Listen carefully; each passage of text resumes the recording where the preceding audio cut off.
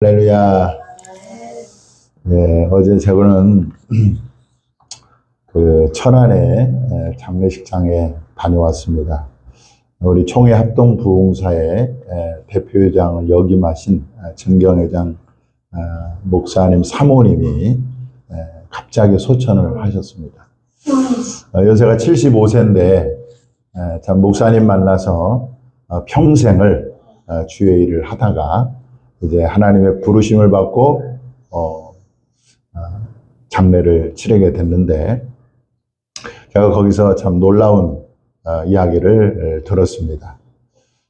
그 사모님하고 가까운 언니인지 아니면 동생인지 모릅니다만은 그 사모님이 운명하시기 직전에 예수님이 나타나셔서 하시는 말씀이 승리했다, 이렇게 말씀을 하더라 하시는 겁니다. 그래서 그 사모님 참 끝까지 믿음을 지키고 주의 일 하다가 주님의 부름을 받아서 이제 천국에서 주님과 함께 안식하게 될 것인데, 승리했다라는 그 말이 참 저에게도 큰 도전이 됐습니다. 우리가 신앙생활을 끝까지 승리해야 될 줄 믿습니다. 도중에 탈락하면.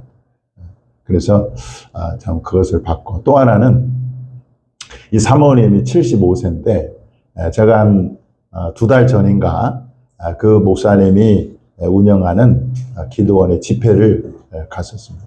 그때 사모님을 제가 뵀거든요. 그때 얼굴은 굉장히 주름도 많고 또 몸도 이렇게 왜소하고 그랬는데, 이번에 그 하관식을 참여를 해서 보는데 이 사모님이 이제 돌아가셨잖아요. 누워 계시는데 얼굴에 주름이도 하나도 없는 거예요. 그리고 마치 편안하게 잠자는 것처럼, 전혀 뭐 무섭거나 또 뭐 이게 아니고 너무 평안하고 너무 그 모습이 너무 환하고 그리고 얼마나 예쁜지 몰라요. 돌아가신 분이 그렇게 예쁜지 처음 봤어요. 그러니까 주님이 그 영혼을 모셔 갔기 때문에 그 육체도 그렇게 참 아름답게 이렇게 자는 것처럼 보이지 않았나, 이런 생각이 듭니다. 그래서 우리가 사는 것도 굉장히 중요하지만 죽음, 우리가 어떤 죽음을 맞이할 것인가가 굉장히 중요합니다. 그 사모님의 기준에 비춰서 그분이 75세에 돌아가셨는데 제가 이제 올해 60이잖아요. 그러면 그 분과 비교해 보면 나도 이제 15년밖에 안 남았다, 이런 생각을 하니까 막 너무 마음이 좀 급한 거예요. 내가 남은 생에 더 열심히 주를 위해서 살아야 되겠다, 이런 생각이 들었습니다. 또 어제 또 제가 그 장례식장 가면서 천안역에 내렸거든요. 천안역에 내려가지고 이제 그 아는 목사님 차 픽업해서 장례식장으로 가려고 기다리고 있는데, 예쁘장한 그 청년들이 전도지를 나눠줘. 전도지를 뭘 주냐면은 그 천안 지역에 쓰레기 봉투 하나를 넣고 전도지를 넣고 하나 주는 거예요. 그래서 제가 보니까 그 쓰레기 봉투가 들어있어요. 그래서 제가 그랬지, 우리 청년, 아주 여자 청년인데 또 남자 청년도 있었습니다. 여자 청년이 딱 주면서, 그러길래 나는 이제 서울에서 와니까 그 쓰레기 봉투가 필요가 없잖아요. 천안용이니까. 그래서 제가 서울에 왔으니까 이거는 그냥 이건 안 주셔도 되고 그냥 다른 사람 주라고. 그랬더니 이번에 뭘 주냐면은 손수건을 또 줘, 손수건을. 그러면 손수건을 가져가시라고. 그리고 또 하는 말이, 또 주는 게 그 장미꽃 한 송이 있잖아요. 그걸 또 딱 예쁘게 한 송이를 또 리본으로 해서 또 혹시 주실 수 있으면 이것도 가져가서 주시라고 하면서 아주 애들이, 그 청년들이 그렇게 전도를 하는 것을 봤습니다. 너무 예쁜 거예요. 정말 꽃 같은 청춘을 하나님께 바친다는 게 너무 제가 감동이 됐습니다. 그래서 칭찬해주고 그랬는데, 여러분, 내가 좀 한 살이라도 젊었을 때 주를 위해서 살기를 바랍니다. 아멘. 결국은 우리가 이 세상을 떠나게 될 때 남는 것은요, 주와 복음을 위해서 산 것만 영원히 남는 것입니다. 영원히 남는 것. 나를 위해서 살고 나를 위해서 투자했던 모든 것은요, 흙과 함께 다 썩어지고, 그러나 내가 주를 위해서 살고 주를 위해서 헌신하고 이것만 우리가 천국까지 갖고 가는 것이고 영원히 남게 되는 것입니다. 그래서 우리 사모님의 죽음을 보면서 참 아름다운 죽음이다, 귀한 죽음이다, 존귀한 죽음이다, 이걸 깨달았어요. 그래서 우리가 죽을 때 잘 죽어야 될 줄 믿습니다. 여러분들, 최초의 아담이 범죄로 인해서 하나님과의 관계가 어떻게 됐습니까? 끊어졌어요. 그때 인간이 잃은 게 뭐냐면 평안을 잃어버렸습니다. 하나님과의 관계가 끊어져 버리니까 뭐가 잃었어요? 평안을 잃었어요. 평안. 그 평안 안에는 뭐가 있습니까? 행복도 들어있고, 기쁨도 들어있고, 즐거움도 들어있고, 만족도 들어있고. 할렐루야. 그 모든 것이 다 그 평안 안에 들어있는데 하나님과 관계가 깨져버리니까 그 평안을 잃어버렸어요. 그래서 모든 것을 다 잃어버린 거예요. 그래서 사람은요, 끊임없이 이 평안을 찾아다니게 되는 거죠. 여기 가서 기쁨을 구하고, 저기 가서 즐거움을 구하고, 저기 가서 만족을 구하고, 이것도 하면서 행복을 찾지만, 그러나 여러분, 이 세상에 주는 기쁨과 즐거움과 만족은 잠시 잠깐뿐이라. 또 이 세상에 주는 행복은 그리 오래가지 못한다는 것입니다.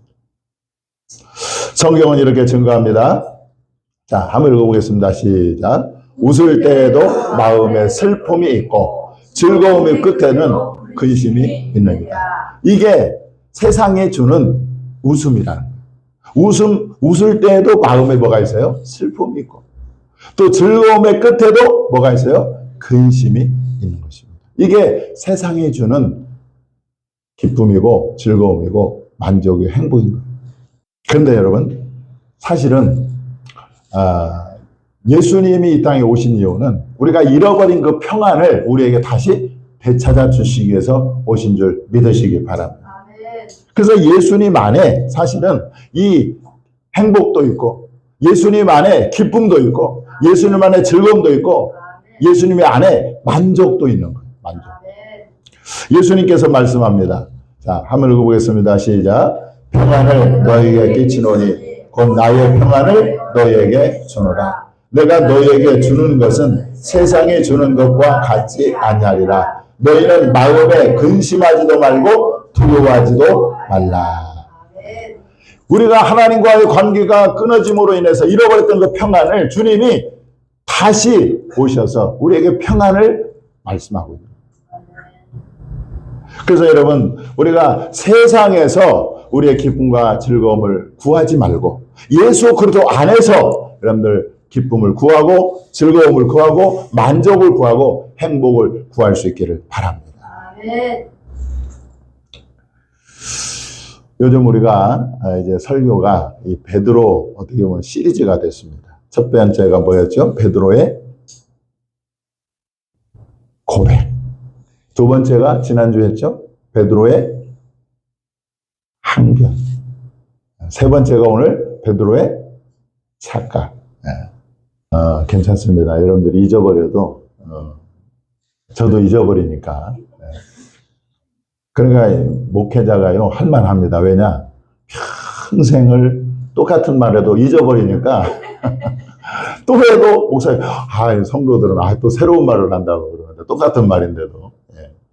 베드로가 예수님을 붙들고 항변했잖아요. 왜 항변했죠? 예수님이 고난을 얘기하고 십자가를 얘기하고 죽음을 얘기하니까 그렇게 하지 말라고 항변을 했어요. 항변. 자, 동일한 기사를 기록하고 있는 마태복음 16장 22절에 보면 베드로의 항변한 내용이 나옵니다. 마가복음에는 항변한 내용이 없어요. 항변함에 이걸로 끝나는데 마태복음에 보면 어떻게 항변하는가가 나와요. 거기 보면 이렇게 나옵니다. 자, 베드로가 예수를 붙들고 항변하여 이르되 주여 그리 마옵소서. 이 일이 결코 주께 미치지 아니하리이다. 우리말 성경에 보니까 이렇게 해석했습니다. 주여, 절대로 안 됩니다. 그런 일이 주께 일어나서는 절대로 안 됩니다. 자, 베드로의 말을 딱 들었을 때 지금 어떤 생각이 들죠? 마치 베드로가 예수님을 위하는 것처럼 들리지 않습니까? 아니, 예수님 그 십자가의 길을 가지 마십시오. 고난을 받지 마십시오. 죽지 마십시오. 마치 예수님을 위하는 것처럼 들리잖아요. 그죠? 그런데 여러분, 이 베드로의 이 항변, 이 베드로의 말은 예수님에게 엄청난 유혹이었다는 거예요. 달콤한 유혹이었다는 것입니다. 왜 그러느냐? 여러분들, 예수님께서 십자가를 앞에 놓고 겟세마네 동산에 가셨어요.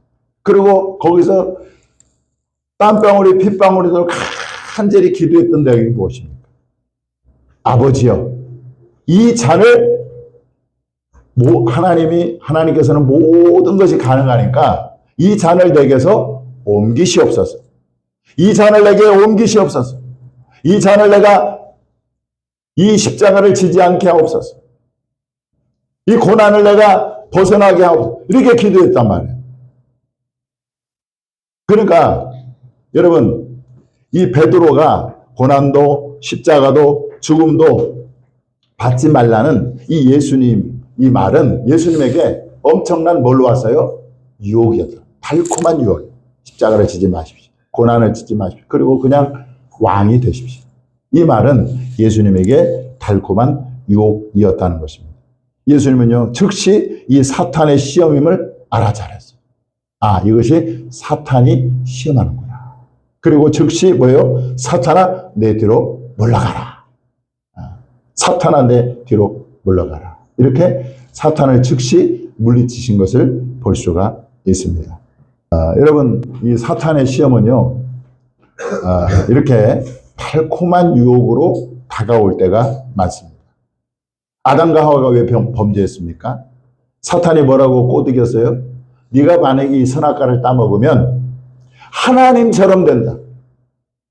그것처럼 여러분, 유혹이 얼마나 좋은 유혹입니까? 얼마나 달콤한 유혹입니까? 너도 하나님처럼 된다. 이 달콤한 유혹을 아담과 하와가 받아서 결국 하나님께 죄를 짓고 말았습니다. 가룟 유다가 왜 예수님을 배반했습니까? 가룟 유다는요, 굉장히 돈을 좋아했던 제자였습니다. 돈을 사랑했어요. 그러니까 마귀가 그걸 알고 돈으로 유혹을 하니까 이 가룟 유다가 거기에 넘어가서 예수님을 은 30에 팔아 넘겼던 거. 그렇게 사단이 여전히 지금도 이 사단은 뭐라고 성경은 말씀하냐? 여기 보세요.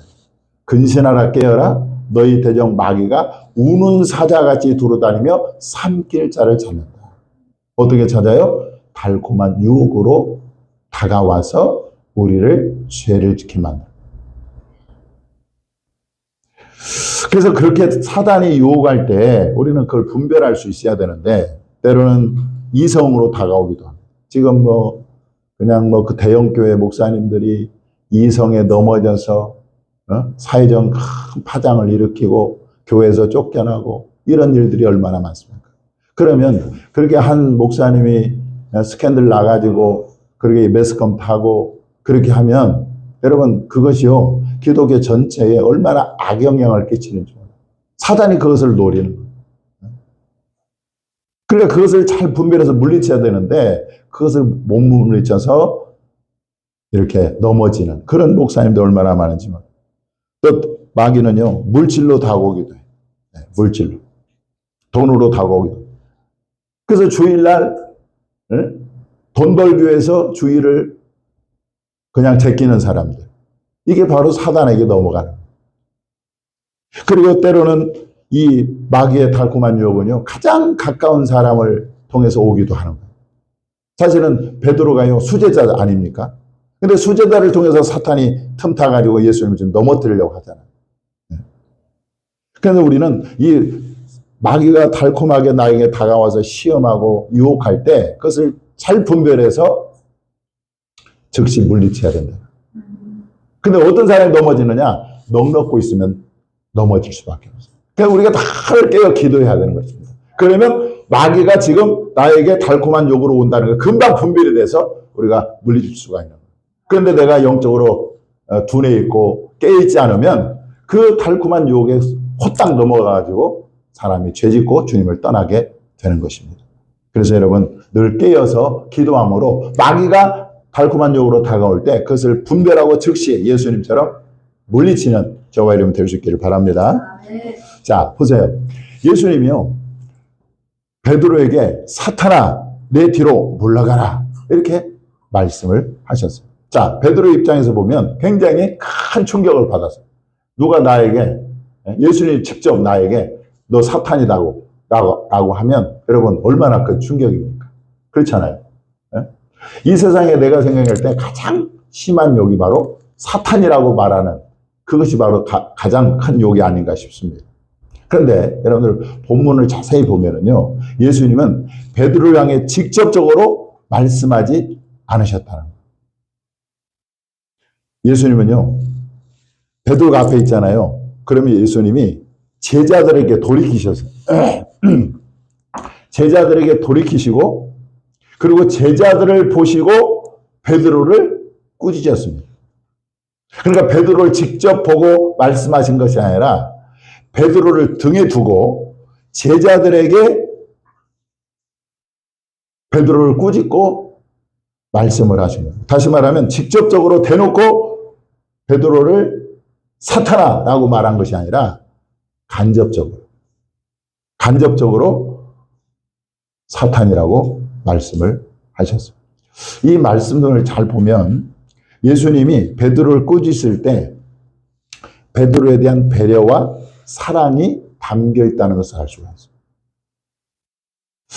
자, 베드로를 꾸짖어야 돼요. 지금 사단이 그 마음에 틈타서 지금 예수님을 넘어뜨리려고 하는 거잖아요. 그러니까 꾸짖기에는 꾸짖어야 되는데 직접 대놓고 하지 않고 간접적으로 등 뒤에서 베드로를 등 뒤에 두고 제자들을 향해서 베드로야, 베드로에게 꾸짖고 사탄아 내 뒤로 물러가라 이렇게 말씀하셨다. 그래 이걸 보면 책망 속에서도 뭐가 있어요? 베드로에 대한 사랑이 담겨 있다. 배려가 담겨 있다.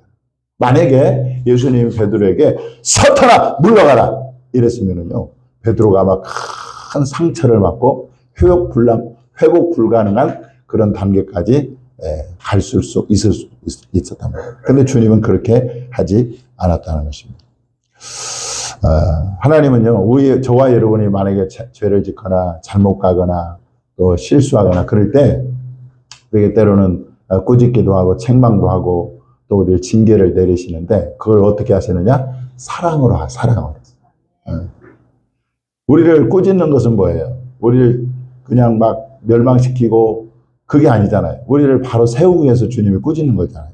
그러니까 그 꾸짖더라도 책망하고 꾸짖고 또 징계를 내릴 때에 반드시 사랑으로 우리를 꾸짖고 사랑으로 우리를 징계하시고 사랑으로 우리를 책망하신다라는 거예요.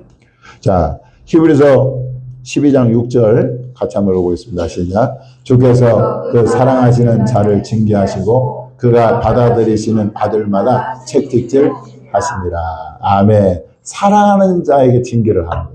자, 욥기 5장 18절 시작. 하나님은 아프게 하시다가 싸매시며 상하게 하시다가 그의 손으로 고치시는다. 그러니까 우리가 주님이 우리를 책망할 때는 그 안에 뭐가 있어요? 사랑입니다. 사랑. 주님이 나에게 책망하시거나 꾸짖으실 때 우리가 할 수 있는 건 뭐예요? 즉시 돌이키는 거예요. 회개하는 거예요. 그리고 주님이 나에게 만약에 징계를 내리신다. 그러면 그것을 달게 받아야 된다. 달게. 자, 우리가 징계를 달게 받잖아요. 그러면 성경은 이렇게 나옵니다. 한번 읽어보겠습니다. 시작. 무릇 징계가 당신은 즐거워 보이지 않고 슬퍼 보이나 후에 그로 말미암아 연단받은 자들은 의와 평강의 열매를 맺느니라. 아멘. 그러니까 예수님이 베드로를 직접적으로 사탄이라고 그렇게 책망하지 않고 꾸짖지 않고 돌아서 베드로를 등 뒤에 두고 제자들을 바라보면서 그렇게 하니까 베드로가 어떻게 돼요? 그 사랑의 꾸짖음을 듣고 회복이 돼요, 회복. 그래서 나중에 하나님께 다시 크게 쓰임 받지 않습니까? 오순절 베드로가 설교할 때 3,000명이 회개하는 역사가 일어나잖아요. 그러니까 이렇게 주님은 회복을 위한 꾸짖음, 회복을 위한 바르게 세우기 위한, 믿음을 바르게 세우기 위한 책망을 하신다는 것을 우리는 기억하고, 여러분 우리는요 정말 우리도 마찬가지. 그러니까 징계를 받거나 책망을 받을 때 그냥 그거를 회개하고 그 다음에 잘 참고 있으면 그것을 통해서 우리가 믿음이 바로 다시 회복될 줄 믿으시기 바랍니다. 자, 오늘 설교 제목이 베드로의 착각이라고 말씀드렸는데, 이 베드로는 자기가 예수님의 그 십자가의 길을 가로막는 것이, 십자가를 지지 않게 만류하는 것이 예수님을 위한다고 생각을 했잖아요. 그죠? 근데 그것이 착각이었다는 거예요. 착각. 오히려 그것은 예수님을 넘어지게 하는 것이고, 그리고 하나님의 구원 사역을 방해하는 결과를 가져왔다는 거예요. 이해가 됩니까? 지금 베드로는 자기 생각에 예수님이 그 십자가의 길을 가는 것을 만류하는 것이 그게 옳다고 생각했어요. 그게 예수님을 위한다고 생각했어요. 근데 그게 아니야. 그 생각은 오히려 예수님을 넘어지게 하는 것이고, 그리고 하나님의 그 인류를 구원하시기 위한 하나님의 그 구원 계기를 방해하는 그런 결과를 가져왔다는 것입니다. 그것이 엄청난 착각이잖아요. 그죠? 우리도 마찬가지입니다. 하나님 앞에서 우리 육신의 생각을 앞세우다 보면 하나님의 일을 방해할 수 있다는 거죠. 자기도 모르게 베드로처럼 사탄 노릇을 할 수 있다는 거죠. 오늘날 교회 안에 이 중직자들 중에서 이런 사람들이 얼마나 많은지, 자기 생각을 앞세우고 자기 고집을 막 내세우면서 사사건건 주님의 일을 방해하고 사탄 노릇하는 사람들이 얼마나 많은지 몰라요. 이번에 우리 시차라에서 야유회를 갔다 왔잖아요. 거기서 이제 2박 3일 동안 야유회를 하는데 그 교회 형편들을 다 듣잖아요. 그런데 보니까 중직자들이 그렇게 교회 반대자들이 있더라고요. 사탄 노릇을 하는 사람들이. 어떤 안수 집사는 교회 땅을 갖다가 자기 이름으로 해놨는데, 행정상 자기 이름으로 해놨는데, 그걸 가지고 그걸 자기 이름으로 해놓은 걸 갖다가 자기 거라고 지금 주장을 하면서 교회 안 내놓는 거예요. 안수 집사가. 그리고 또 그 부인은 권사인데 같이 짝짝꿍이 돼가지고 그 교회에 그렇게 방해를 하고 교회 성장을 방해하고 이런 일을 하고 있더라는 것입니다. 그러니까 여러분, 예수님을 따른다는 건 뭐냐? 예수님을 따른다는 말은 내 생각을 내려놓는 것입니다. 내 생각을 내려놓는다는 거 뭐예요? 그것이 바로 오늘 예수님 말씀하신 것처럼 자기 부인이에요. 자기 부인. 교회 와서는 자기 주장을 내세우면 안 돼. 자기 생각을 내세우면 안 된다는 거예요. 아무리 자기 생각이 옳다 할지라도 여러분, 자기 생각을 교회에서는 내세우면 안 되고 우리는 하나님의 생각을 따라야 되는 것입니다. 그 하나님의 생각이 뭐예요? 말씀을 따르는 거, 말씀. 하나님의 생각은 항상 옳습니다. 내 생각이 아무리 옳게 보여도 내 생각은요, 그럴 때가 많아요. 그러나 하나님의 생각은 항상 옳기 때문에 우리는 내 생각을 내려놓고 내 육신의 생각을 내려놓고 항상 하나님의 생각을 앞세우고 하나님 말씀을 앞세워야 될 줄 믿으시기 바랍니다. 성경은요, 육신의 생각은 사망이요 하나님과 원수가 될 뿐만 아니라 육신의 생각은 하나님을 기쁘시게 할 수 없다, 그렇게 말씀하고 있습니다. 한번 읽어보겠습니다. 시작. 육신의 생각은 사망이요 영의 생각은 생명과 평안이니라. 육신의 생각은 하나님과 원수가 되나니 이는 하나님의 법에 굴복하지 아니할 뿐 아니라 할 수도 없습니다. 육신에 있는 자들은 하나님을 기쁘시게 할 수 없느니라. 구약의 이 사울왕은 하나님의 생각을 따르지 않고 자기 생각을 따랐다가 실패한 왕이 되었습니다. 하나님이 이제 사울 왕에게 명령을 내렸어요. 무슨 명령을 내렸느냐? 아말렉 족속을 가서 다 진멸해라. 왜냐? 이스라엘 백성들이 출애굽할 때 이스라엘 백성들을 공격했던 족속이 바로 아말렉 족속입니다. 그러니까 하나님이 그 아말렉 족속을 가서 완전히 한 사람도 남기지 말고 진멸해라. 소와 양도 다 진멸해라. 그랬어요. 그 사울 왕이 군사를 거느리고 가서 아말렉 족속을 친 다음에 뭐요? 하나님의 그 생각을 버려버리고 자기 생각이 뭐냐? 내가 이 하나님의 진멸하라고 한 이 소와 양, 기름진 소와 양을 가져다가 하나님께 제사를 드려야 되겠다. 이런 생각을 가지고 진멸하지 않고 그 살려줬단 말이에요. 그러니까 하나님이 뭐예요? 하나님이 그 사울 왕을 결국 버리잖아요. 자기 생각을 따랐다가 결국 하나님께 버림받는 실패한 왕이 된 사람이 바로 사울 왕이라는 거예요. 자기 생각을 앞세웠다가 왕권을 잃어버린 것이 아닌 것입니다. 잃어버린 것이죠. 자, 아람 군대 나만 장군은 문둥병자였습니다.